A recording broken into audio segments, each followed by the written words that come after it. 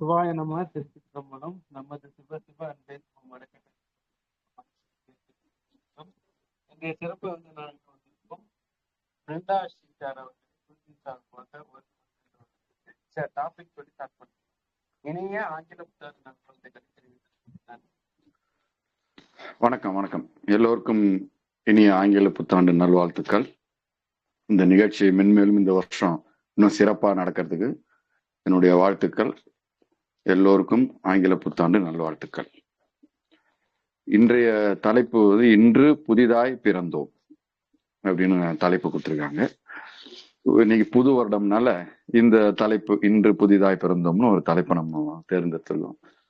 So இந்த தலைப்புல நம்ம என்ன விஷயங்களை பார்க்க போறோம்?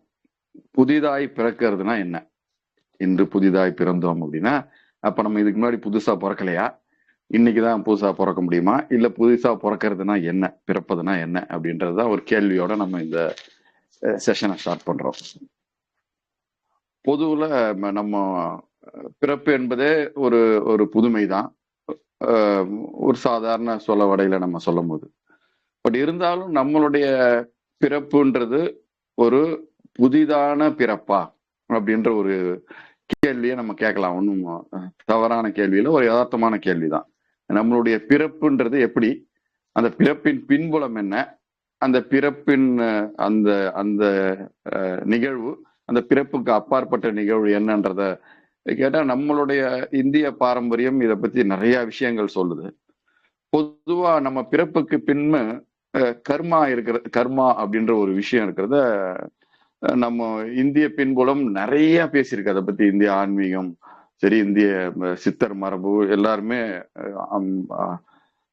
பக்தி மரபு, இந்திய இறையியல் மரபு கர்மான்ற விஷயத்த பத்தி நிறைய பேசுது.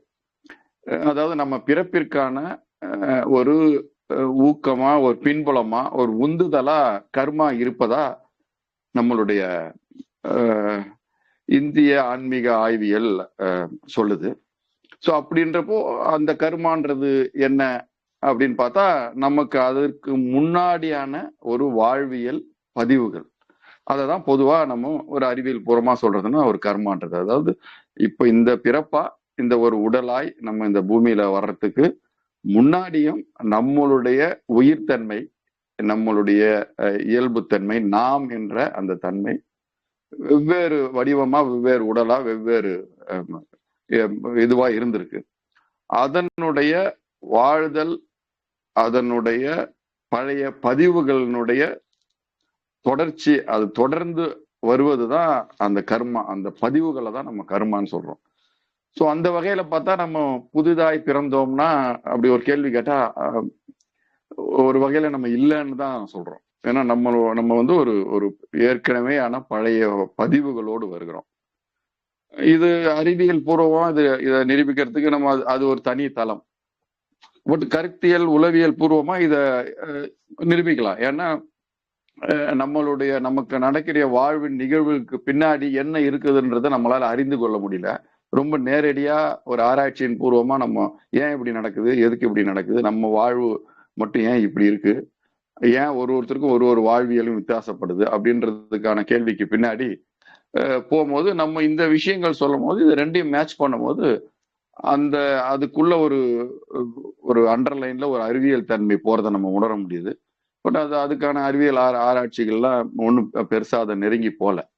பட் இருந்தாலும் நம்மளுடைய அந்த ஆன்மீக மரபுன்றது அந்த ஆன்மீக வழியில அந்த தளத்துல அதை ஆராய்ச்சி பண்ணி தான் இந்த விஷயத்தை வெளியே கொண்டு வராங்க. இதை ஒரு நீண்ட காலமா எல்லாருமே சொல்லி வராங்க. யாருமே இதை இந்த ஆன்மீக வழியில இருக்கிறவங்க இதை யாரும் பெரிய மறுப்பு தெரிவிக்கல. ஸோ அப்படி ஒரு கர்மா தன்மை அப்படின்னு ஒரு விஷயம் இருந்தாலும் அதை மீறி நம்ம ஒரு உடலாய் வரும்போது, ஒரு தாய் தந்தையர் வழியா நம்ம வரும்போது அவங்களுடைய மரபும், அவங்களுடைய உடலியல், உளவியல், உயிரியல், அந்த மரபும் நம்மளுடைய சார்ந்து வருது. ஸோ அப்படியும் ஒரு பதிவு நமக்கு உருவாகுது. அதுலயும் நம்ம புதுமைன்றது நம்ம சொல்ல முடியும்னா அதுலயும் ஒரு கேள்விக்குறிதான்.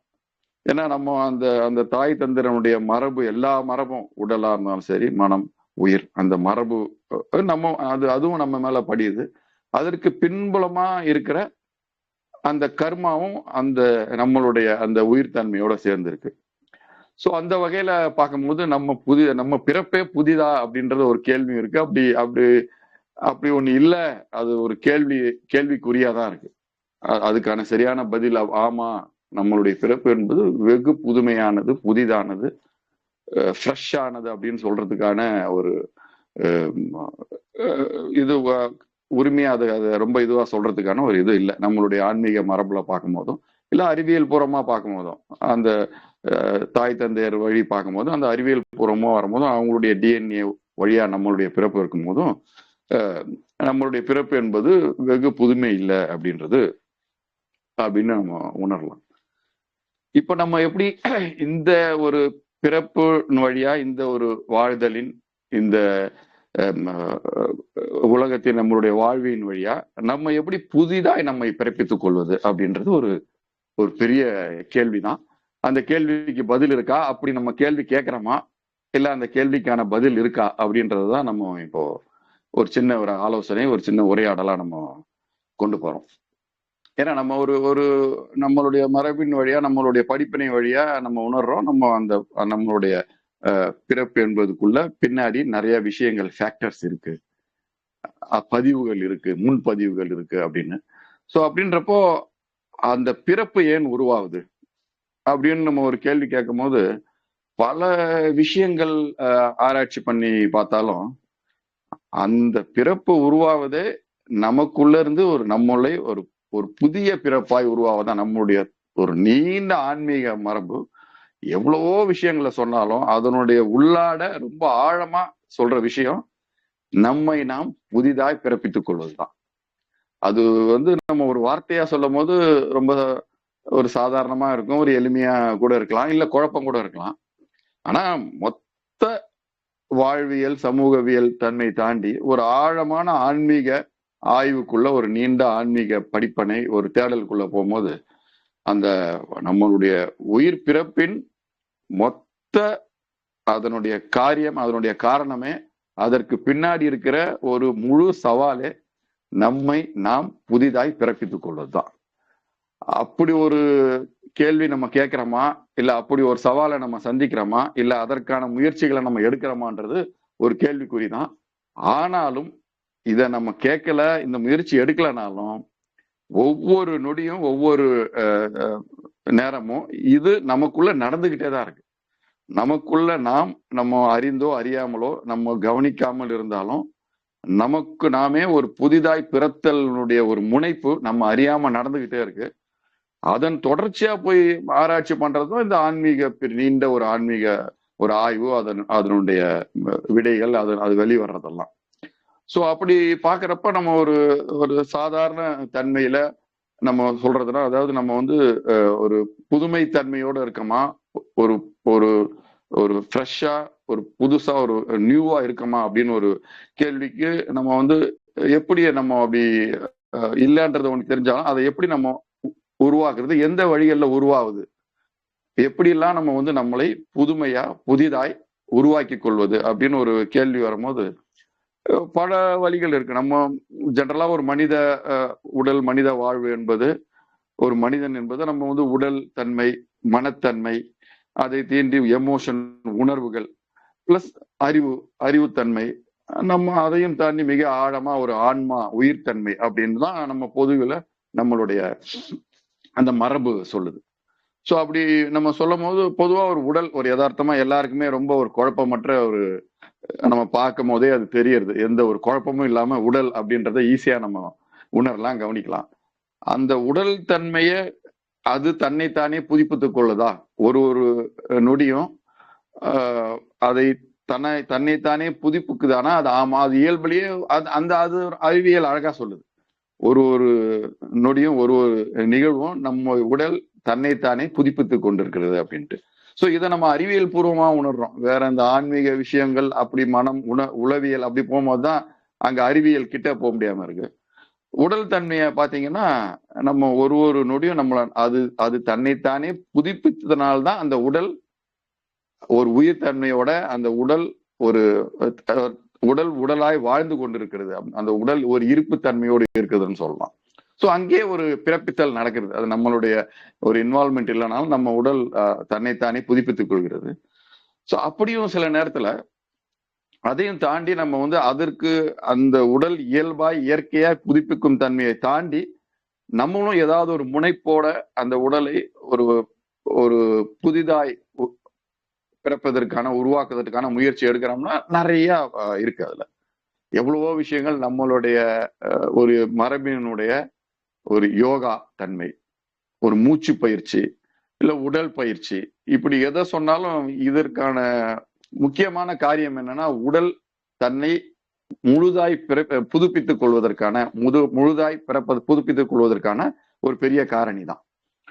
ஸோ நம்ம இயல்பா நம்ம உடம்பு அதை செய்தாலும் அந்த உடல் ஒரு அந்த புதுப்பித்தல் தன்மையை மெதுவா ஸ்லோவாக்குறதோ இல்ல அதை நிறுத்துறதோ இல்ல அதை பாதிக்க செய்யற விஷயங்களோ நிறைய சுற்றுச்சூழல நடக்குது. அது எல்லாருக்குமே தெரியும். இன்னைக்கு இருக்கிற உலகத்துல நோய்கள் தன்மையும் சரி, இல்ல மன பாதிப்புகள் தன்மையும் சரி, நிறைய விஷயங்கள் இருக்கு. ஸோ இந்த சவாலை நம்ம வந்து தாண்டி வர்றதுக்காக தான் நம்ம வந்து அந்த நம்மளுடைய மரபின் வழியா சொல்லப்படுகிற அந்த யோகா, மூச்சு பயிற்சி, இல்ல வெவ்வேறு எவ்வளவோ விஷயங்கள் அதை நம்ம செய்யறோம். ஸோ அப்படி செய்யும் போது உடல் தன்னுடைய புதுப்பித்தல் தன்மையை ரொம்ப வேகமாகவும் ஒரு முழுசாவும் செய்யுது அப்படின்னு சொல்லலாம். பொதுவா நம்ம ஒரு எல்லாருமே ஒரு ரொம்ப சாதாரணமா உணர்றதுதான். ஒரு உடல் அதனுடைய இயக்கத்தன்மையில ஒரு சிறு கோளாறு வந்தாலும் நம்மளுடைய மூச்சு தன்மையில மாற்றம் நிகழுது. அதை பெருசா நம்ம கஷ்டப்பட்டு கவனிக்கணும்னு அவசியம் இல்லை, யதார்த்தத்திலேயே தெரியும். அப்படி அந்த உடலினுடைய மொத்த தன்மை மாற்றம் நம்ம மூச்சின் வழியா நம்ம உணர்றது அப்படின்னும் போது தான் அங்க அந்த மூச்சு பயிற்சின்றது ஒண்ணு வருது.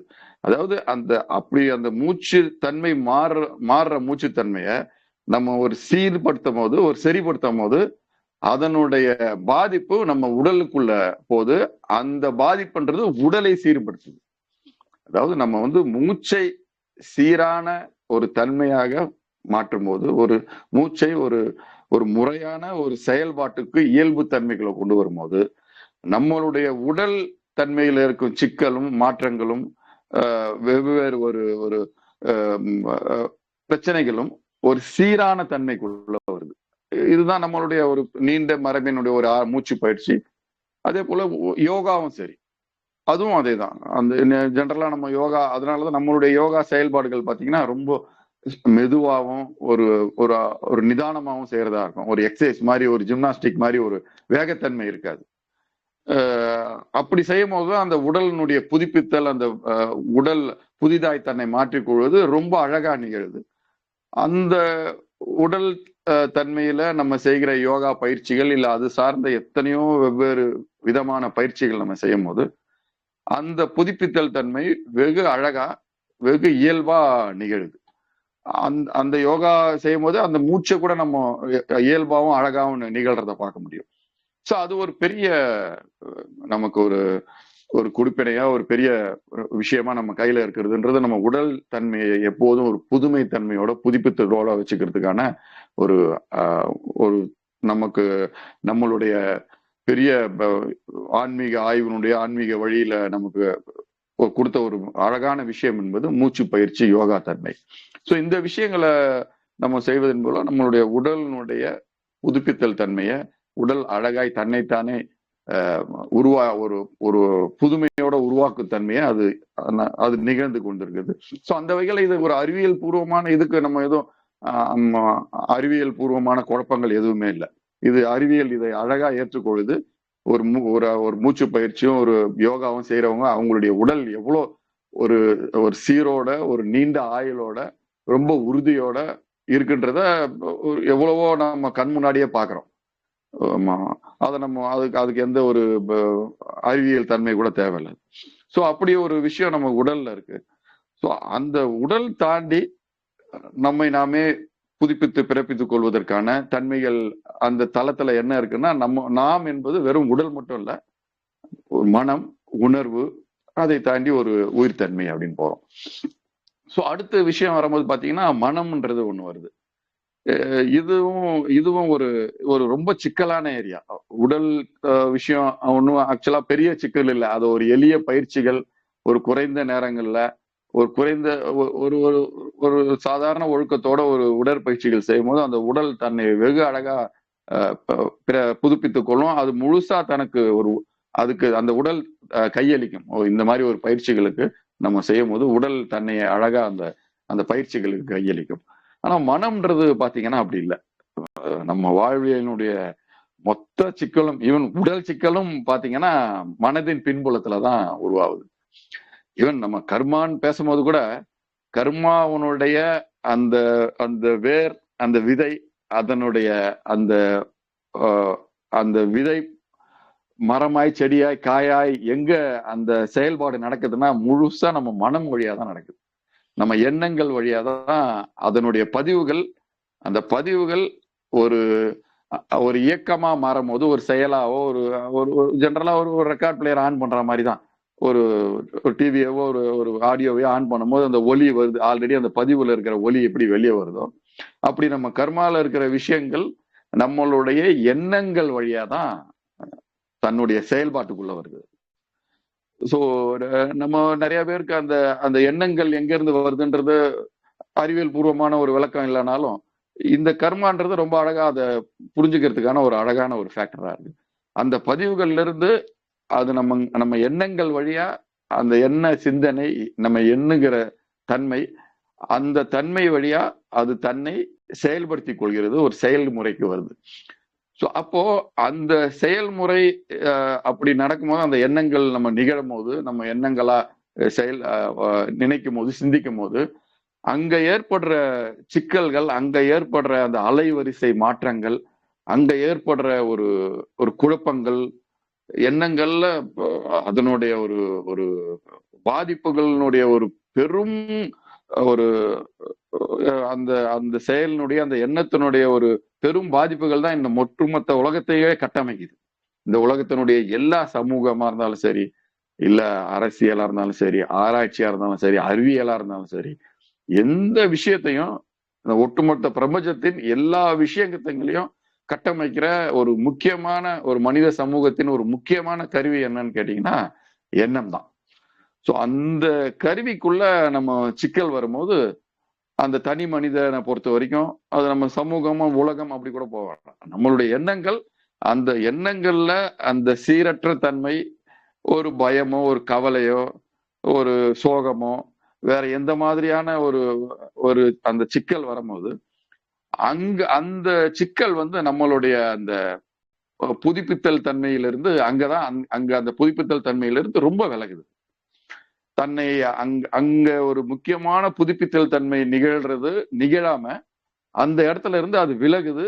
அந்த விலகிறது தன்னை ஒரு பழைய தன்மைக்குள்ள அந்த மனம் தள்ளுது. அங்கதான் அந்த கர்மா தன்னுடைய வேலைகளை அதுக்கு நம்ம முழுக்க நம்ம கையளிக்க வேண்டியதா இருக்கு. நம்மளுடைய எண்ணங்களை கரெக்டா நம்ம சரிப்படுத்தாம அந்த எண்ணங்கள்ல நம்ம எந்த விதமான இந்த புதுப்பித்தல் சம்பந்தப்பட்ட எந்த செயலும் செய்யாம இருந்தா முழுக்க நம்மளுடைய செயல்பாடுகள், நம்மளுடைய பதிவு எப்படி இருக்கோ அதன் போக்குல அது பாட்டுக்கு போகுது. அதுதான் நம்ம பொதுவா பாத்தீங்கன்னா நம்மளுடைய செயல்பாட்டுக்குள்ள நீங்க கவனிச்சு பாத்தீங்கன்னா ஒரு இயந்திரத்தன்மை இருக்கும், ஒரு மெக்கானிசம், ஆட்டோமேட்டிக்கா அது தானாவே எந்த கட்டுப்பாடும் இல்லாம ஒரு நிகழ்ற தன்மைய நம்ம உணரலாம். அப்படி ஒரு இயந்திரத்தனமான, அதாவது முன்பதிவுகளின் வழியா நம்ம எண்ணங்கள் ஒரு இயந்திரத்தனமா செயல்படும் போது அந்த இயந்திரத்தனம்ன்றது ஒரு பழக்கத்துக்குள்ள வருது, அங்க ஒரு ஹேபிச்சுவல் வருது. அது ஒரே சைக்கிள் சுத்துற மாதிரி ஒரு பழக்கத்துக்குள்ளேயே அந்த அதுவும் ஒரு இயந்திரத்தனமாயி நம்ம எண்ணங்கள் செயல்படும் போது அதுக்கு எந்த அதுக்குள்ள எந்த ஒரு புதுமை தன்மையும் நிகழ்றதே இல்லை. அந்த சைக்கிள் அப்படியே அது அந்த பழைய அப்படியே அதுவே தன்னைத்தானே ரெண்டாய் அது அந்த சைக்கிள் நிக்கிறதுன்றது பாத்தீங்கன்னா அது நம்ம கையில இல்லைன்ற மாதிரி ஆயிடுது. அது எப்ப நிக்குன்றது யாருக்குமே தெரியாதுன்ற மாதிரி ஆயிடுது. பொதுவா நம்ம ரொம்ப சாதாரணமா சொல்றது அந்த பிறவின்றது எத்தனை காலம் பல பிறவிகள்ன்றது நம்ம மரபுல சொல்றது அப்படிதான். அதுவே தானா சுத்தி அந்த இயக்கம்ன்றது ஸ்லோ ஆகுறதோ நிக்கிறதோ அப்படின்றது இல்ல, அந்த ஒரு புது தன்மைக்குள்ள வர்றதோ எப்ப நடக்குன்றது எந்த ஒரு கேள்வியும் இல்லாம அது தானா அணுகிறது. அப்படி அந்த சிந்தனைக்குள்ள நம்ம வந்து ஒரு புதிய தன்மையை கொண்டு வர முடியுமா அப்படின்றது ஒரு பெரிய கேள்விதான். அந்த கேள்விக்கு நம்ம என்ன மாதிரி செயல்கள் இருக்குன்னா பாத்தீங்கன்னா நிறைய நிறைய செயல் சொல்லலாம். அதாவது பொதுவா நம்ம எண்ணங்கள் அத ஒரு சரியா சீரமைக்கிறதுக்கான எத்தனையோ வழிகள் நம்மளுடைய மூதாதையர்கள், நம்மளுடைய சமூக ஆன்மீக மரபு எத்தனையோ விஷயங்களை சொல்லுது. ஒரு நூல்களா இருந்தாலும் சரி, திருக்குறள் இல்லை இந்த மாதிரி சம்பந்தப்பட்ட எத்தனையோ நூல்களா இருந்தாலும் சரி, இல்ல ஒரு மதம் சம்பந்தப்பட்ட ஆன்மீக நூல்களா இருந்தாலும் சரி, நம்ம எண்ணத்தை மனதை எப்படி செம்மையா வைக்கிறது அப்படின்றத பத்தியான விஷயங்கள் ரொம்ப நிறைய இருக்கு. எத்தனையோ வழிகளை நம்ம வந்து அந்த நம்ம கடைபிடிக்கலாம். பொதுவா ஒரு மனம் என்பது அது அந்த அது ஒரு ஆரோக்கியமா இருக்குதுன்றதுக்கான ஒரு எவிடன்ஸ் அது என்ன அப்படின்னு கேட்டீங்கன்னா மகிழ்ச்சி தான். பொதுவா உங்க மனம் என்பது ஒரு இயல்புலயே ஒரு மகிழ்ச்சி தன்மையில ஒரு ஹாப்பினஸ்குள்ள இருக்கா அப்படின்றத உங்களை நீங்க கேள்வி கேட்குறீங்களா? அப்படி அந்த ஹாப்பினஸ்ல இருக்குதுன்னா அந்த எண்ணம் என்பது ஒரு புதுமை தன்மையில இருக்கு. அது வந்து ஒரு அந்த அந்த சைக்கிள்குள்ள இல்லாம அது தன்னைத்தானே புதுப்பிக்க கொள்றதுக்கான ஒரு சூழ்நிலையில இருக்குன்ற நம்ம அதுதான் வந்து நம்மளை அறியாமே அது நடக்குதுன்னு சொன்னது. அதாவது நம்ம உடலோ மனமோ நம்மளை அறியாம ஒரு புதுப்பித்தல் நம்ம நடந்துகிட்டு தான் இருக்கு. அப்படி நம்ம தான் அதை செய்யணுமோ இல்லை நம்ம அதை செயல்படுத்தணுமோ அப்படின்னு இல்லை. அப்படி ஒரு மகிழ்ச்சி தன்மையில நம்ம இருக்கமா இயல்பிலேயே நம்ம வந்து ஒரு மகிழ்ச்சியான ஒரு எண்ணங்களோ ஒரு செம்மையான எண்ணங்களோ ஒரு அறம் சார்ந்த எண்ணத்தோடய நம்ம இருக்குமா அப்படின்னு ஒரு கேள்வி கேட்டா அப்படி ஒரு எண்ணத்தோட இருக்கிற அந்த தருணம் அந்த கணம் தான் மனம் தன்னைத்தானே புதுப்பித்துக் கொள்ளுதல், தன்னைத்தானே புதிதாய் பிறப்பித்துக் கொள்கிற ஒரு ஒரு கணமா இருக்கும். ஸோ அந்த வகையில நம்ம வந்து ஒரு மன செம்மைப்படுதலையும் நம்ம ரொம்ப கவனமா கவனிக்கணும். அதனுடைய செம்மைத்தன்மையை ரொம்ப சரியா நம்ம உணரும் போது அந்த செம்மைத்தன்மையை நம்ம ஒரு செயல்பாட்டா கூட செய்யலாம். அது இயல்பா நிகழ்றதை தாண்டி நம்ம மனத்தை எப்பயுமே ஒரு ஆரோக்கியமா எவ்வளவோ வழிகள் இருக்கு அப்படி நம்ம ஆரோக்கியமா வைக்கிறதுக்கு. அப்படி அப்படி வழிகளை கண்டுபிடிச்சு நம்ம மனம் ஒரு ஆரோக்கியமற்ற ஒரு தன்மையில இருக்கிற மனத்தை ஒரு ஆரோக்கிய தன்மை மாறும் போது நம்ம மனம் ஒரு புதிதாய் உருவாக்குற ஒரு புதிதாய் ஒரு பிறத்தல் தன்மைக்குள்ள வருது, ஒரு புதுமை தன்மைக்குள்ள வருது. ஸோ அது ஒரு முக்கியமான நம்ம ஒரு விஷயமா சொல்றோம். அது எண்ணம்ன்றதுல பாத்தீங்கன்னா எமோஷனலும் வந்துருது. மனம்ன்ற போது நம்ம உணர்வு, ஏன்னா நம்மளுடைய எண்ணங்கள் பாத்தீங்கன்னா முழுக்க முழுக்க அதனுடைய பாதிப்பு தன்மையோ ஒரு நல்ல பாதிப்புகளோ இல்ல ஒரு தவறான பாதிப்புகளோ பாத்தீங்கன்னா உணர்வா தான், எமோஷனலா தான் உருவாகுது. மகிழ்ச்சி கூட ஒரு உணர்வின் வெளிப்பாடு தான். இல்ல கவலையோ சோகமோ வேற என்ன கோபமோ இப்படி எந்த உணர்வு வெளிப்பாடுன்னு பாத்தீங்கன்னா அந்த மனத்தன்மையினுடைய மனம் எப்படி இயங்குதோ அதனுடைய ஒரு விடையாதான் நம்மளுடைய உணர்வுடைய வெளிப்பாடு இருக்கு. அந்த உணர்வு வெளிப்பாடுதல் முழுக்க முழுக்க ஒரு மகிழ்ச்சி தன்மையா இருக்குதுன்னா நம்ம மனம் ஒரு ஆரோக்கியத்தன்மையை, நம்ம உணர்வு ஒரு ஆரோக்கியத்தன்மையில இருக்குன்னு சொல்லலாம். ஸோ இதை தாண்டி நம்ம வந்து இன்னொரு விஷயமும் நம்ம கவனிக்க வேண்டியது இருக்கு. அதாவது உடல் புதுமை அதை புதுமையா கொண்டு வர்றது மனம் தாண்டி அறிவுன்ற ஒரு விஷயமும் நம்ம கிட்ட இருக்கு. ஸோ அந்த அறிவை எப்பயுமே ஒரு புதுமை தன்மையோட வச்சிருக்கோமா? ஏன்னா நம்ம அதுவும் பாத்தீங்கன்னா அதையும் ஒரு பழக்க வழக்கத்துக்குள்ள ஒரு இயந்திரத்தன்மைக்குள்ளதான் நம்ம இயங்க வைக்கிறோம் நம்மளுடைய அறிவையும். அப்படி அந்த அறிவு ஒரு புதுமை தன்மையில இயங்குதான்றதையும் நம்ம ஒரு கேள்வி கேட்கணும். அப்படி ஒரு கவனிக்கும் போது அந்த புதுமை தன்மை இயங்குதுன்றது எப்படின்னு பாத்தீங்கன்னா பொதுவா நம்ம ஒரு தேடுதல் இருக்கிற அறிவு, அதாவது ஜென்ரலா எதையுமே நம்ம வந்து ஒரு தேடுதல் தன்மையோட இருக்கும்போது பிளஸ் அந்த கற்றல் தன்மை எதையுமே ஒரு லேர்னிங் தன்மையோட இருக்கும்போது அறிவு எப்பவுமே ஒரு தன்னை புதுப்பித்துக் கொள்கிற தன்மையிலேயே இருக்கும். பொதுவா நம்ம இந்த தேடுதல் கற்றல்ன்றதை இப்போ ரொம்ப நம்ம ஒரு ஆபத்தான விஷயமா பாக்குற மாதிரி நம்ம சமூகம் அதை மாத்தி வச்சுட்டாங்க. பள்ளி கல்வி பாஸ் ஆகுறது, மார்க்கு, டிகிரி, வேலை அப்படின்னு வேற மாதிரி அதை ஒரு ஒரு பாதையில கொண்டு போறதுனால அந்த கற்றலே ஒரு ஒரு பயமான விஷயமா இருக்கு. ஆனா உண்மையான கற்றல் என்பது நம்மளுடைய அந்த கற்றல் இருக்கும் போது நம்ம மகிழ்ச்சி தன்மையா இருக்கிறோமா அப்படின்றதையும் கேட்டுக்கணும். நம்ம ஒரு தேடுதல் தன்மையில இருக்கும் போதோ இல்ல ஒரு கற்றல் இல்ல ஒரு ஆய்வு தன்மை ஒரு இன்வெஸ்டிகேஷன்ல இருக்கும் போதோ அந்த செயல்பாட்டுல நம்ம வந்து ஒரு மகிழ்ச்சி தன்மையோட செய்யறோமா இல்லையா? அப்படி செய்யாம அதற்குள்ள வேறு வேறு காரணிகள், அதாவது ஏதோ ஒரு அழுத்தத்தின் காரணமாவோ இல்ல ஏதோ ஒரு வேற ஒரு இதன் மூலமா வேற ஒரு பயன் கிடைக்கும், வேற ஒரு தேவையை நிறைவேற்றத்துக்கு செய்யறோம் அப்படின்னு அந்த கற்றலோ அந்த தேடுதலோ இல்லாம, அந்த தேடுதலின் பின்புலத்துல அந்த தேடுதல் தருணங்கள் நமக்கு மகிழ்ச்சி அளிக்கிறதா, அந்த மகிழ்ச்சி தருணங்களா இருக்கிறதுன்றதும் ஒரு கேள்வி. அப்படி இருக்கிற ஒரு கற்றல், ஒரு தேடுதல் தான் உண்மையான கற்றலா இருக்கும், உண்மையான தேடுதலா இருக்கும். அப்படி ஒரு கற்றல் தேடுதல் இருக்கிற ஒரு அறிவு பாத்தீங்கன்னா எப்பயுமே தன்னைத்தானே ஒரு புதுப்பிக்கிற அறிவா தான் இருக்கும். அந்த புதுப்பித்தல் தன்மையோடு இருக்கிற அறிவுன்றது மகிழ்ச்சியான, ஆனந்தமான, உற்சாகமான கற்றல் தேடுதல். அந்த கற்றல் தேடுதல் வழியா ஆராய்தல், அந்த ஆராய்தலின் இன்னொரு பின்புலமா படைப்பு தன்மை, படைத்தல் அப்படின்றதும். நம்ம படைத்தல்னா நம்ம பெரிய படைப்புன்னு இல்லை, எந்த ஒரு விஷயமும் சாதாரணமா ஒரு வரையறதா இருந்தாலும் சரி, ஒரு கோலம் போடுதல் இருந்தாலும் சரி, இல்ல நம்ம ஒரு புது வார்த்தைகளை பேசும்போது பயன்படுத்துறதா இருந்தாலும் சரி, இல்ல நம்ம எத்தனையோ விஷயங்கள்ல ஒரு நடனம் கூட படைத்தலுக்கு எவ்வளவோ விஷயங்கள் இருக்கு, லட்சக்கணக்கான விஷயங்கள் இருக்கு. அப்படி ஒரு படைத்தல் தருணம் நமக்குள்ள இருக்கும்போது அந்த புதுப்பித்தலின் ஏறக்குறைய அது புதுப்பித்தலின் உச்சம் கூட சொல்லலாம். நம்ம வந்து கற்றலை தாண்டி ஒரு படைப்பு தன்மைக்குள்ள நம்ம போகும்போது ஏறக்குறைய நம்ம அறிவு, நம்ம மனம், உடலும் கூட சேர்ந்து அந்த புதுப்பித்தலின் ஒரு உச்சத்தில் இருக்கிறதா கூட நம்ம அந்த தருணத்தை சொல்லலாம். ஏன்னா பொதுவாகவே நம்மளுடைய மரபு வந்து ஒரு பிரம்மம் அப்படின்ற ஒரு விஷயத்த சொல்லுது. அந்த பிரம்மத்தினுடைய அந்த தன்மையினுடைய ஒரு மூல செயல், அதாவது ஒரு ஆரிஜன், அந்த மூல செயல் என்னன்னா படைப்பு தான். அதிகபட்ச அதனுடைய அந்த பிரம்மம் அந்த செய்யற விஷயங்கள் இல்லைன்னா அந்த படைப்பு தான். அந்த படைப்பின் அப்புறம் அந்த படைப்பு பல்வேறு தன்மையில இருக்கு, அது வேற விஷயம். பட் அதனுடைய மூலத்தன்மை என்ன, இந்த பிரம்மத்தின் மூலத்தன்மை என்னன்னா படைப்பு தான். நம்ம அந்த படைப்பின் அந்த அந்த தன்மையில முழு ஒரு உயர்ந்த படைப்பின் தன்மையில இருக்கும்போது ஏறக்குறைய நம்ம வந்து ஒரு பிரம்மத்தன்மைக்குள்ள நெருங்கி இருக்கிற மாதிரிதான் அர்த்தம்.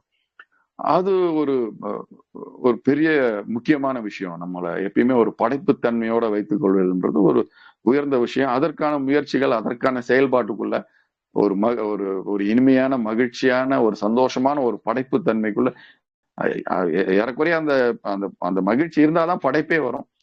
ஒரு நுட்பமான அறிவும் ஒரு ஆழ்ந்த உள் மகிழ்ச்சியும் இருக்கும் போதுதான் அதனுடைய இணைவு, ரெண்டு இணையும் போதுதான் ஒரு அழகான உயர்ந்த படைப்புகள் வெளிவரும். சோ அப்படி ஒரு உயர்ந்த படைப்பு தன்மையில இருக்கும் போதும் நம்மை நாமே ஒரு ஒரு அதிகபட்சமான புதுப்பித்தல் தன்மைக்குள்ள இருக்கிறதா தான் நம்ம உணரலாம். சோ இப்படிதான் நம்ம வந்து நம்மை நாமே புதுப்பித்துக் கொள்ளுதல், நம்மை நாமே பிறப்பித்துக் கொள்ளுதல், புதிதாய் பிறப்பித்துக் கொள்வதற்கான ஒரு பல வழிகள். இதை தாண்டி நம்ம நம்ம ஆன்மீக விஷயம், அந்த உயிர்த்தன்மை சார்ந்து ஆன்மீகம் இது சம்பந்தப்பட்ட பயிற்சி என்ன சொல்லுதுன்னா, நம்ம எவ்வளோ பக்தி மார்க்கம் போறோம், பக்தி மார்க்கத்துல நடக்கிற எல்லா விஷயமுமே இந்த புதுப்பித்தல் தன்மையின் பின்புலத்துலதான் இயங்குது. நம்ம ஒரு கோயிலுக்கு போனாலும் சரி, இல்ல ஒரு வழிபாடுல ஒரு முழு மனதோட நம்ம ஈடுபட்டாலும் சரி, அங்க நம்ம அந்த அந்த புதுப்பித்தல் தன்மை நடக்கணும்னு தான் சில பேர் நம்ம அறியாமையா நம்ம அந்த விஷயத்துக்குள்ள ஈடுபடுறோம். பட் அதை ஒரு முழுமையா ஒரு மகிழ்ச்சி தன்மையோட, ஒரு நிதானத்தன்மையோட நம்ம அதை செய்யும் போது அது நம்மை ஒரு புதுப்பிக்கும் தன்மையா மாறுது. அதுக்காக தான் நம்மளுடைய மரபுல அந்த அந்த பக்தி தன்மையெல்லாம் உள்ள அது சார்ந்த செயல்பாடுகள், வழிபாடுகளா இருந்தாலும் சரி, இல்ல திருவிழாக்கள், கொண்டாட்டங்கள், இல்ல இந்த பக்தி சார்ந்த நம்ம செய்யற விஷயங்கள், இது எல்லாமே பாத்தீங்கன்னா நம்ம உடல், மனம், அதை தாண்டி ஒரு ஆன்மா, இதுல நடக்கிற ஒரு இதை புதுப்பிக்கிற தன்மைக்கான செயல்பாடு தான் இது மொத்தம். நம்ம பக்தி வழியா நம்ம எத்தனையோ விஷயங்களை செய்யறோம், அதுக்கு பின்னாடி நிறைய ஒரு கான்ஃபிளிக்ட் இருக்கு, நிறைய கருத்துகள், மோதல்கள், குழப்பங்கள், பயங்கரங்கள் எவ்வளவோ இருக்கு. அது ஒரு பக்கம். பட் அதனுடைய உண்மையான காரணம் என்னன்னா, அந்த பக்தியின் பின்புலத்துல நமக்கு அந்த மூதாதையர்கள் கொடுத்த அந்த பக்தி சாரம், அதனுடைய செயல்பாடுகளுடைய உண்மையான காரணம் என்னன்னா, நம்மை நாமே புதுப்பித்தலுக்கான ஒரு ரகசியம் தான் அந்த செயல்பாடுகள் எல்லாம். பட் நம்ம அதை விட்டு விலகி அதை வேற மாதிரி கொண்டு போறோம். அது ஒரு ஆபத்தான தன்மைக்குள்ள கொண்டு போறோம். அதுல இருந்து பிரச்சனைகளை நம்ம உருவாக்குறோம். பட் உண்மையான தன்மை பாத்தீங்கன்னா நம்ம உடல் மனம் நம்மளுடைய ஆழமான அந்த உயிர்த்தன்மை ஆன்மத்தன்மையை புதுப்பிக்கிறதுக்கான ஒரு ஒரு பெரிய ஒரு பட்டறை தான் அந்த பயிற்சி, அந்த அந்த செயல்பாடு தான் அந்த பக்தி தன்மையவே சொல்லலாம். அதை சார்ந்து இருக்கிற ஆழமான பல அறிவியல் பூர்வமான இல்ல அறிவியலுக்கு பிடிபடாத பல செயல்பாடுகளா இருந்தாலும் சரி, அதை தாண்டிய செயல்பாடுகளா இருந்தாலும் சரி, எல்லா செயல்பாடுகளும் இந்த புதுப்பித்தலுக்குள்ள அறிவியலுக்குள்ள வேணா போய் அது கவர் ஆகாம இருக்கலாம். அதை ஆராய்ச்சி பண்ண முடியாமையோ ஆராய்ச்சி பண்ண தெரியாமையோ இருக்கலாம். ஆனா இந்த புதுப்பித்தல் தன்மை நமக்குள்ள நடக்கிறத ரொம்ப அழகா உணர முடியும். ஸோ அந்த வகையில நம்ம வந்து அதுக்கான எவ்வளோ நம்ம மெடிடேஷன் சொல்றோம், தியானம்னு சொல்றோம். அது ஒரு ஒரு உயர்ந்த ஒரு தன்மை, அதாவது ஒரு படைத்தல் தன்மைன்னு நம்ம எப்படி சொன்னோமோ அதை தாண்டிய, ஏன்னா நம்ம படைத்தல் தன்மையில இருந்து வெளியே வரும்போது எப்பயுமே படைத்தல் தன்மையில எல்லாராலையும் இருக்க முடியுமா, எப்பயுமே இருக்க முடியுமான்னு தெரியாது. அது அப்படி நடக்கவும் நடக்காது. ஆனா நம்ம படைத்தல் தன்மை இல்லாத நேரத்திலையும் ஒரு உச்ச புதுப்பித்தல் தன்மையை நம்மளை வச்சுக்க முடியுமா அப்படின்னு ஒரு கேள்வி வரும்போதுதான் இந்த ஆன்மீகம் சார்ந்த தியானங்கள் அப்படின்றது ஒரு விஷயம் வருது. தியானம், விழிப்புணர்வு தன்மை, அதாவது நம்மை நாம் முழு விழிப்புணர்வோடு வைத்து இருக்கிறோமா, டோட்டல் அவேர்னஸ்லோட இருக்கிறோமா அப்படின்ற ஒரு கேள்வி வருது. அப்படி ஒரு இருக்கிற தன்மையை தான் நம்ம வந்து முழுசான ஒரு புதுப்பித்தல் தன்மையா நம்ம இருக்கிறோன்றதுக்கான ஒரு விஷயமா கொண்டு போறோம். அதனாலதான் எல்லாத்துக்குமான ஒரு மேம்பட்ட விஷயமா நம்ம ஆன்மீகத்தை உள்ள கொண்டு வரோம். ஏன்னா அப்படி அந்த ஆன்மீக வழியில அந்த முழு ஆன்மீக தன்மையில அந்த முழு விழிப்புணர்வு தன்மையில அந்த அவேர்னஸ்ல நம்ம இருக்கும் போது அந்த தன்மை ஒரு டோட்டல் ஒரு புது தன்மையோட ஒரு டோட்டல் நம்மளுடைய எல்லா பதிவுகளிலிருந்து விலகி ஒரு ஒரு முழு புது தன்மையில இருக்கிற அந்த தன்மையை தான் வந்து நம்ம வெகு உயர்த்தன்மையா ஒரு மனித வாழ்வினுடைய ஒரு நீண்ட மனித பயணத்தினுடைய ஒரு உச்ச தன்மையா சொல்றது எதுன்னு சொல்றதுன்னா ஒரு ஒரு ஞானத்தன்மை, ஒரு ஒரு முழு விழிப்புணர்வு தன்மைன்னு தான் சொல்றோம். ஸோ அப்படின்றப்ப நிறைய பேருக்கு அந்த விழிப்புணர்வுனா என்னன்றதுக்கான கேள்விகள் இருக்கு. அந்த விழிப்புணர்வு பயிற்சிக்கு தான் அதுக்காக ஒரு சாதாரண பயிற்சி தான் தியானம்னு சொல்றது. அதாவது அந்த விழிப்புணர்வு நம்ம முழு விழிப்புணர்வோட அவேர்னஸோட இருக்கிறோமா இல்லையா அப்படின்ற ஒரு கேள்வியை உள்ள கொண்டு வரணும். அப்படி அவேர்னஸ்ல இல்லைன்றதை நம்ம எப்படி நம்ம கண்டுபிடிக்கணும்னா நமக்குள்ள நம்மளுடைய இயக்கங்கள், நம்ம சிந்தனை, நம்ம அறிவு, செயல்பாடு எல்லாமே ஒரு இயந்திரத்தன்மையோட நடந்தா, ஒரு பழக்கத்தன்மையோட ஒரு ஹாபிச்சுவல்ல நடந்தா நம்ம விழிப்புணர்வற்று நம்மளுடைய செயல்ல இருக்கோம். நம்ம விழிப்புணர்வு இல்லாத ஒரு செயல்பாடுல இருக்கோம். ஒரு புதுமையற்ற தன்மையான ஒரு செயல்பாட்டுக்குள்ள இருக்கோன்றத நம்ம உணர்ந்துக்கலாம். அதை ஃபர்ஸ்ட் நம்ம அதை கவனிக்கணும். நமக்குள்ள இருக்கிற இயந்திரத்தனத்தையும் நமக்குள்ள இருக்கிற ஒரு பழக்கத்தன்மையும் ஒரு ஹாபிச்சுவலையும் நம்ம ஒரு ஹாபிச்சுவல் பின்புலத்துலதான் நம்ம செய்யறோம். நம்ம எதையும் புதுசா செய்யறதில்ல, எதையும் புதுசா பாக்குறது இல்ல, புதுசா அணுகிறது இல்ல, புதுசா செய்யறது இல்ல அப்படின்னு வரும்போது அதற்கு ஏன் அப்படி நடக்கிறது இல்லைன்னு பார்த்தா நம்ம ஏற்கனவே ஒரு இயந்திர தன்மைக்குள்ள ஒரு இயக்கமாகவும் ஒரு பழக்கத்தன்மைக்கான இயக்கத்துக்கும் நம்மளை முழுசா கையழிச்சிருப்போம். அப்படி நடக்கும்போது அந்த செயல்பாட்டுல எந்த புதுமையுமே நடக்கிறது இல்லை. அப்படி நம்ம ஒரு இதுல இருந்து விலகி ஒரு முழு விழிப்புத்தன்மை, ஒரு முழு அவேர்னஸ், ஒரு கவனத்தன்மைக்குள்ள வரணும்னா முதல்ல நம்ம அதை உணரணும். நம்ம ஒரு இயந்திர தன்மைக்குள்ள இருக்கோம், நம்ம ஒரு பழக்கத்தன்மைக்குள்ள இருக்கோம். அப்படி ஃபர்ஸ்ட் நம்ம அதை உணரும் போது அங்கேயே ஒரு பெரிய மாற்றம், அதாவது நம்மளுடைய அந்த புது தன்மைக்குள்ள நுழைவதற்கான முதல் வாயில நம்ம வந்து இந்த இயந்திரத்தன்மைக்குள்ள இருக்கோன்றத கவனிக்கிறது, உணர்றது தான். அப்படி நம்ம கவனிக்கும் போது உணரும் போதோ அங்கேயே விழிப்புணர்வே ஸ்டார்ட் ஆயிருது. நம்ம வந்து விழிச்சுக்கிட்டோன்னே சொல்லலாம், ஏறக்குறைய நம்ம ஒரு விழிப்புக்குள்ள வந்திருக்கோம். அப்படி ஒரு இயந்திரத்தன்மைய மெதுவா ஒரு ஒரு மெதுவான ஒரு இயல்பு தன்மைக்கு இல்ல ஒரு ஸ்லோவான தன்மைக்குள்ள கொண்டு வர்றதுதான் பொதுவில் தியானம்னு சொல்றோம். அதுக்கு அதாவது தியானமும் வேற வேற மாதிரி எப்படி எப்படியோ புரிஞ்சு அதுக்கு வேற வேற மாதிரிலாம் அர்த்தம் கொடுத்து வேற வேற மாதிரிலாம் ஒரு வியாபாரத்தன்மையோட போயிட்டு இருக்கு. பட் உண்மையான அதுக்கான பின்புலம் என்னன்னா, நம்ம புதுப்பித்துக்கிறதுக்காக நம்ம செய்ய வேண்டிய அந்த இயந்திரத்தன்மைக்குள்ள இருந்து நம்ம வெளியே வர்றதுக்கான ஒரு முதல் முயற்சி தான். ஜஸ்ட் ஒரு முன் முயற்சி தான் அது. அந்த தியானமே நம்ம ஒரு விளைவா மாத்தி அதுதான் ஒரு முழுமையா கொண்டு போறோம் ஒரு விஷயமும் நம்ம சொல்றோம். பட் அதனுடைய பயன்றது வேற. பட் அதனுடைய தொடக்கமே அந்த தியானம்ன்றது தான்.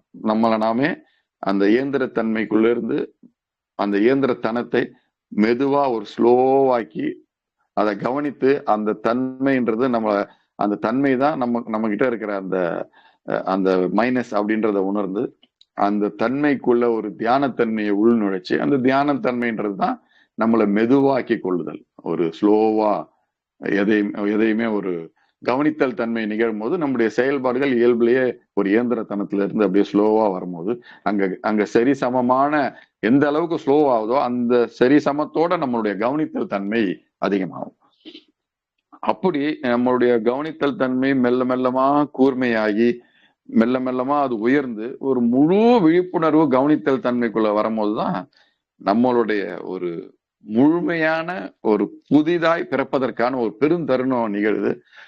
அதுதான் நம்மளுடைய இந்திய மரபு ஒரு ஹியூமன் எவல்யூஷனுடைய ஒரு உச்சபட்சமா சொல்றது. ஒரு மனித ஒரு நீண்ட ஒரு மனித வாழ்வின் மனித உயிர் பிறப்பின் அந்த தோற்றம் வளர்ச்சியினுடைய ஒரு நீண்ட பயணத்தினுடைய ஒரு பெரும் உச்சமா நம்ம சொல்றது பாத்தீங்கன்னா அந்த ஆன்மீக முழு விழிப்புணர்வு தன்மை தான். இதனாலதான் நம்ம அந்த பெரிய பெரிய ஞானிகளையோ பெரிய மனிதர்களையோ நம்ம கொண்டாடுறதுக்கான முக்கியமான காரணம் அவங்க கிட்ட இருக்கிற ஒரு டோட்டல் விழிப்புணர்வு தன்மை. அந்த தன்மையோட அதன் பின்புலத்துல ஒரு செயல் நிகழும் போது அந்த செயல் தான் சமூகத்துக்கு இந்த சமூகத்துக்கு முழுக்க முழுக்க ஒரு தேவையான செயலா மாற்றுது. இந்த சமூகத்தையும் இந்த டோட்டல் எக்ஸிஸ்டன்ஸ் இந்த இருப்பைய ஒரு புதுமையா மாற்றுது. அதனாலதான் நம்ம அவங்கள கொண்டாடுறோம். அவங்கள அருகில் இருக்கிறதோ அவங்கள நம்ம வழி நடக்கிறதோ அவங்களுடைய சொற்களை நம்ம ஃபாலோ பண்றதோ உள்வாங்கிறதோ இதுக்கெல்லாம் இருக்கிற முக்கியமான விஷயம் காரணம் என்னன்னா அவங்களுடைய இருப்பு அவங்களுடைய முழு விழிப்புணர்வு மொத்த இருப்பையுமே ஒரு புதுமை தன்மைக்குள்ள கொண்டு வரும். அப்படி நம்ம ஒரு தனி மனிதனா நம்மளும் அந்த விழிப்புணர்வு தன்மைக்குள்ள டோட்டலா போகும்போது நம்ம ஒரு புதிதாய் பிறக்கிறோம். பொதுவா நம்ம கூட சொல்லுவோம் ரொம்ப வெகு சாதாரணமா, அதாவது மனிதனுக்கு ஒரு பிறப்பற்ற ஒரு தன்மைக்குள்ள போறதுதான் மனித எவல்யூஷனுடைய ஒரு பெரிய உச்சமா நம்மளுடைய மரபு இந்திய மரபு சொல்லுது.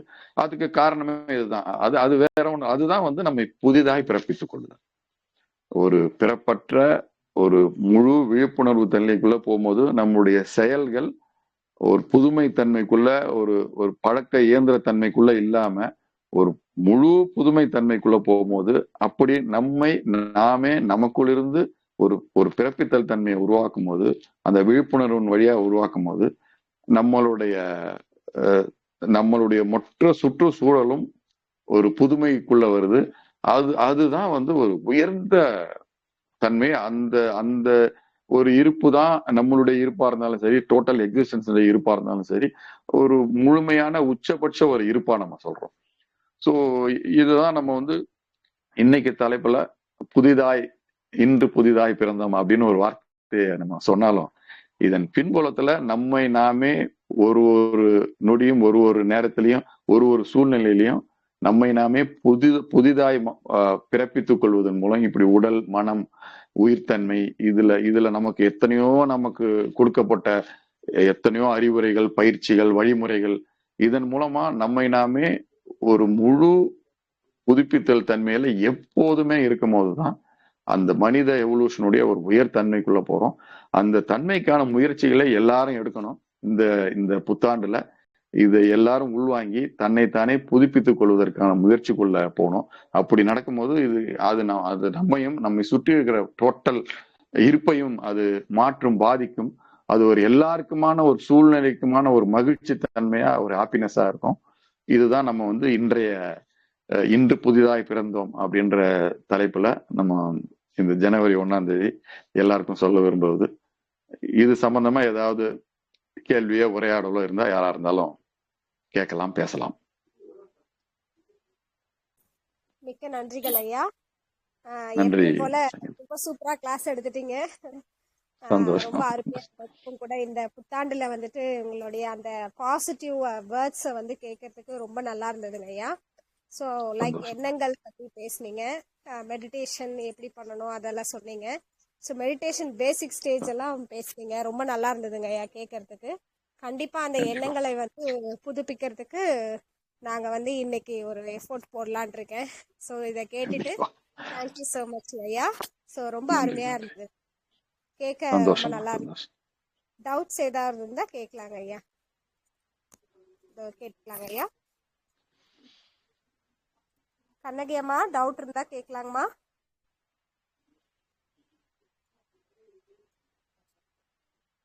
கிளாஸ் ரொம்ப நல்லா இருந்துச்சுங்க ஐயா. சரிம்மா, சந்தோஷம்மா. ரொம்ப இன்ஃபர்மேட்டிவா இருந்துச்சு. ஓகேம்மா. இதாய் பிறந்த மாதிரியே ஆயிடுச்சு நீங்க நடத்துனது. என்னம்மா? புதுசா பிறந்த மாதிரியே ஆயிடுச்சு. ரொம்ப சந்தோஷமா. அதுதான் இருக்கணும், அதுதான் தேவை, எல்லாருக்கும் தேவை. மொத்த உலகத்துக்குமான தேவை அதுதான். ஆமா, அந்த மாதிரி ஃபீல் இருக்கும்போது நம்ம எதையுமே ஈஸியா நம்ம கடந்து போயிடலாம். உற்சாகமா இயல்பா நடக்கும். எந்த ஒரு ஒரு வலி இல்லாம, ஒரு சஃபரிங் இல்லாம, ஒரு அழகா ஒரு அதுலயே மகிழ்ச்சியா மாட்டிட்டு இதா இருக்காம மேற்கொண்டு நம்ம நடந்துக்கிறதுக்கு ஒரு ஊண்டுகோலா இருக்கும். கண்டிப்பாமா, கண்டிப்பா. நல்லதுங்கய்யா, நன்றிங்கய்யா. சந்தோஷமா. நன்றிகள் அம்மா. எனக்கே டவுட் வந்துருச்சுங்க. அறிவு பத்தி சொல்லுங்க. பேசுனீங்க, யோசிச்சு பார்த்தேன். ஆமா. அறிவு எண்ணத்துக்கும் எண்ணம் பத்தி பேசுனீங்க.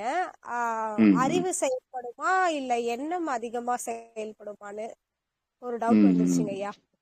நம்ம எண்ணங்கள் நல்லதா வைக்கும் போது அது செயல்படுமா, பட் அறிவோடு செயல்படும் போது நல்லதுங்களா? இது பாத்தீங்கன்னா மனிதருக்கு மனிதன் மாறுமா. ஒருத்தருக்கு பாத்தீங்கன்னா எமோஷனல் எண்ணங்கள், அது சார்ந்த உணர்வு தன்மை நிறைய இருக்கும். அதுதான் நம்மளுடைய ஆன்மீக மரபுலயும் பல பாதைகளை பிரிச்சு வச்சாங்கல்ல.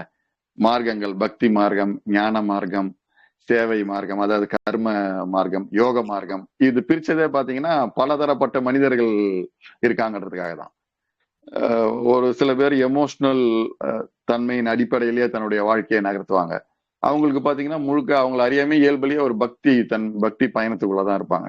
ஒரு சிலர் அவங்களுடைய வாழ்க்கையினுடைய செயல்பாடுகள் அறிவு தன்மையினுடைய ஒரு பின்புலத்திலேயே இயங்கும். அவங்களுக்கு இயல்பா பாத்தீங்கன்னா அவங்க தன்னை வளர்த்துக் கொள்வதற்கான அவங்க ஒரு ஆன்மீகத்துக்குள்ள போறதுக்கோ இல்ல இதுக்கோ பயன்படுத்துறதுக்கான ஒரு கருவியா தான் ஞான மார்க்கத்தை எடுக்கிறாங்க. அதனால எல்லாரும் ஒரே மாதிரி இருக்க முடியாது. அதை உணர்வதே ஒரு முக்கியமான விஷயம் தான். நம்மளுடைய ஆழமா நம்மளுடைய தன்மை எதன் அடிப்படையில இயங்குறோம், உணர்வு தன்மையில இயங்குறோமா, இது எல்லாமே இருக்கும். அதாவது அறிவு, உணர்வு, எண்ணம், இந்த இந்த உடல் உள்ளுணர்வுன்றாங்க, அந்த கட்ஸ்ன்னு சொல்லுவாங்க. இதனுடைய இதனுடைய சமநிலை தன்மை தான் ஒரு முழு தன்மை. பட் ஆனா இதுக்கு எல்லாருக்குமே ஒரு ஏற்ற இறக்கம் இருக்கும். எல்லாருக்குமே கவனிச்சிங்கன்னா ஒரு விஷயம் ஒரு அதிகத்தன்மையோட இருக்கும், எமோஷனலோ இல்ல வேற உடல் சார்ந்த உள்ளுணர்வு தன்மையோ. ஸோ அப்படி நம்ம எந்த தன்மை அதிகமா இயங்குறோமோ அதை கவனிக்கும் போது அதாவது பாத்தீங்கன்னா அதுலதான் நமக்கான பெனிஃபிட்டும் இருக்கும், நம்மளுடைய ஆபத்தும் அதுக்குள்ளதான் இருக்கும். அதை நம்ம கரெக்டா சரிப்படுத்தும் போது அது ஒரு அழகான ஒரு சமநிலைக்குள்ள வரும். அதனால ஒருத்தரும் ஒரு வித்தியாசமான இயக்கத்தோட தான் நம்ம இருக்கோம். அதை நம்ம கண்டுபிடிக்கணும். கண்டிப்பாங்க ஐயா, அப்சல்யூட்லி ரைட்டுங்க ஐயா. நான் ஒரு எமோஷனல் ஃபெலோ. அதுதான் பக்தி ரொம்ப அதிகமா இருக்குமே. ஆமாங்க ஐயா, சரியான எமோஷனல். எதுக்கு எடுத்தாலும் எமோஷனலாலதான் எனக்கு செயல்படுவேன் நானு. ஆமா, பொதுவாவே நம்ம சமூகமே, பர்டிகுலரா இந்திய சமூகமே பாத்தீங்கன்னா அதிகபட்ச தன்மையில ஒரு உணர்வு சமூகமா தான் இருக்கு. நான் கவனிச்ச வரைக்கும் அது ஈஸியா அதை கண்டுபிடிச்சிடலாம். பெண்கள் ஃபீமேல் வந்து கண்டிப்பா எமோஷனல் இருக்குங்க. ஆமா, எமோஷனல் தன்மையில இருக்காங்க. மோஸ்ட்லி ஆண் கம்மியா தான் இருப்பாங்க. 90% அதனாலதான் பக்தி மூமெண்ட். ஆமா, நம்ம இந்தியாவில் அதனாலதான் பக்தி மூமெண்ட் அதி தீவிரமான ஒரு செயல்பாட்டோட இருக்கு. அதனாலதான் நிறைய குழப்பங்களும் வருது அதுல. ஆமாங்க ஐயா.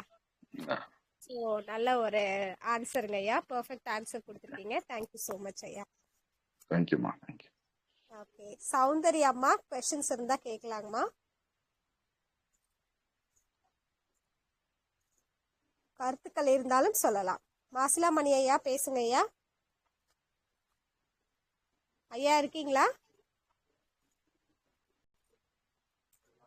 ஐயா, ஓகே, ஆங்கில புத்தாண்டு நல்வாழ்த்துக்களை குருவின் சார்பாக எல்லாருக்கும் தெரிவிச்சுக்கிறேன் இன்னொரு டைம். புத்தாண்டு வாழ்த்துக்கள். சார், ஆக்சுவலா என்ன சொல்றதுன்னு தெரியல. உட்கார்ந்து ஒரு நாள் ஃபுல்லா ப்ரிப்பரேஷன் பண்ணி இந்த அளவுக்கு யூனிக்கா கொடுப்பீங்கன்னு சொல்லி முழுசா கேட்டீங்களா? பிஸியா இருக்கிற ஆளாச்சு. ஓகே, கேட்டுட்டேன் முழுசா கேட்டுட்டேன். ஒரு சில கிளாஸஸ் எல்லாம் இருப்பேன் சார், இருக்காம இருக்க மாட்டேன். சந்தோஷம். அதான் என்ன போன் கால் வந்தா மட்டும் தான். நல்லா தான் இருந்தது சார். இதே விஷயம் வந்து உள்ளாந்து போட்டு உடைச்சிருக்கீங்க. உங்களோட எக்ஸ்பீரியன்ஸ்ல ஒரு தலைப்பு கொடுத்துட்டு அந்த தலைப்புக்கு ரிலேட்டா நம்ம வந்து கண்டென்ட் ரெடி பண்றீங்க பாத்தீங்களா, அங்கதான் ஹைலைட் ஆகுது. கண்டிப்பா.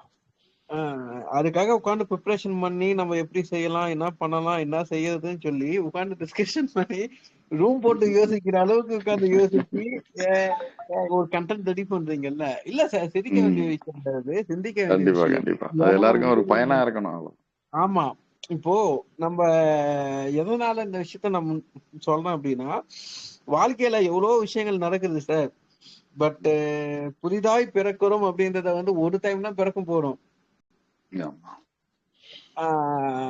அப்படி ஒரு டைம் பிறக்கிறத வந்து வருஷத்துக்கு இப்போ நியூ இயர்ன்றத வந்து ஒன்னும் நம்மளுக்கு தெரிஞ்சு வந்து என்ன பொறுத்த வரைக்கும் ஹாப்பி நியூ இயர்ன்றத வந்து காலங்கள் கடந்து போகுது. நியூ இயர்ன்றது காலம் வந்து மாறல, இயற்கை மாறல, அதே இயற்கை அதே சமூகம் தான். பட் நாட்கள் ஓடுது, அவ்வளவுதான். நம்ம கேலண்டரா நம்ம உருவாக்கணும். ஆங்கில புத்தாண்டு, சித்திரை மாதம், மார்கழி மாதம், தை மாதம்ன்றதுலாம் வந்து மனிதனாக உருவாக்கின காலங்கள் தான். தட்சிணாயனம் உத்தராயணம்ன்றத மட்டும்தான் நம்மளுக்கு வந்து உண்மையிலேயே தமிழ் கலாச்சாரத்துல சொன்ன விஷயங்கள். என்னடா அப்படின்னு நினைக்காதீங்க. அப்படி இருக்கும்போது நம்ம வந்து புதிதாய் பிறக்கிறோம் அப்படின்றத வந்து ரொம்ப ஆணித்தனமா ஒரு சயின்ஸ் கலண்டா மாதிரி கொடுத்திருக்கீங்க. Thank you so much sir. Thank you. நன்றி பாலா, ரொம்ப நன்றி. மிக்க நன்றிகள் ஐயா. உங்களுக்கும் நான் ரொம்ப நன்றிகள், கோடான கோடி நன்றிகள் தெரிவிச்சுக்கிறேன். இந்த புத்தாண்டுல ஐயா சொன்ன மாதிரி ஒரு வெரி குட் கான்செப்ட் வந்து எங்களுக்கு டீச் பண்ணிருக்கீங்க, சொல்லிருக்கீங்க ஐயா. டீச் மட்டும் சொல்லக்கூடாது, விழிப்புணர்வு கொடுத்திருக்கீங்கன்னு தான் சொல்லணும். ஸோ எப்படி ஒரு புதியதா ஒரு மனிதன் பிறக்கிறதுக்கான எல்லா டிப்ஸும் கொடுத்திருக்கீங்க. ஸோ தேங்க்யூ ஸோ மச் ஐயா. இந்த நேரத்துல உங்களுக்கு நாங்க கடமைப்பட்டிருக்கோம். மீண்டும் இந்த தளத்திற்கு வந்து உங்களுடைய இந்த மாதிரியான புது புது கான்செப்ட்ஸ் வந்துட்டு எங்களுக்கு அவேர்னஸ் கொடுக்கணும்னு நான் கேட்டுக்கிறேங்க ஐயா. கண்டிப்பா. நன்றிமா. நன்றி. வாழ்க வளமுடன். எல்லாருக்கும் புத்தாண்டு வாழ்த்துக்கள். நன்றிகள் ஐயா. உங்களுக்கும் புத்தாண்டு நல்வாழ்த்துக்கள்ங்க ஐயா. மகிழ்ச்சியான ஒரு ஆண்டாக அமையட்டும். வாழ்த்துக்கள்ங்க ஐயா. நீங்களும் உங்கள் அன்பு குடும்பம் வாழ்க வளமுடன் என்று சொல்லிக்கிறேங்க ஐயா. நன்றிகள் ஐயா. சந்தோஷமா. நன்றிமா. நன்றி. ஓகேங்க, எண்ட் பண்ணிக்கலாங்க ஐயா. நன்றிகள் ஐயா. ஓகே.